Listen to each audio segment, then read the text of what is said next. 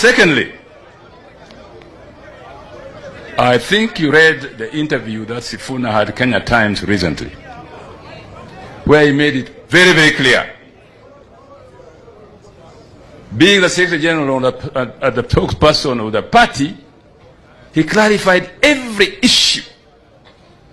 And since then, we have not seen any writing about Sifuna in the newspapers at all.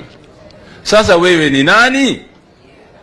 Sasa wewe unaanza leo kupinga Sifuna. Wewe ni nani? We in the party sourced Sifuna from his professional work to bring him to the party. And he has been doing an excellent job since then. Ama sivyo? So let us support him. We in the party support him. Let the people support him. The guy is built for the future. Ama sivyo? The guy is built for the future. You know what I mean? Ukiangalia huko mbele, utaona Sifuna. Utaona nani? Sifuna. If you don't know what I'm saying, go home, fikiria. Sawa sawa?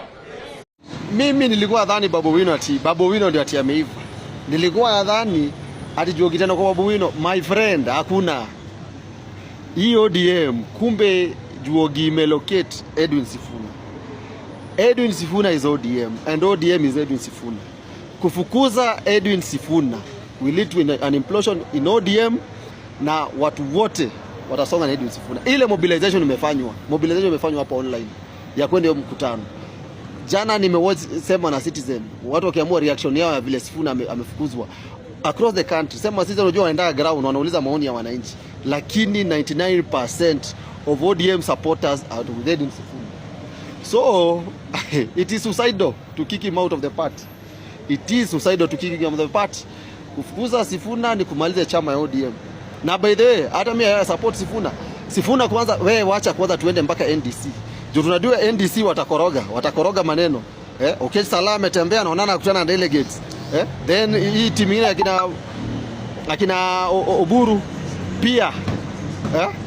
Akina Oburu pia najua watakoroga hiyo delegates, watachange mpaka list delegates. So from there tutatoka tuseme hii chama haiendi mzuri, tumefukuzwa kwa chama. Then from there you can use that momentum as a launching pad for your political party.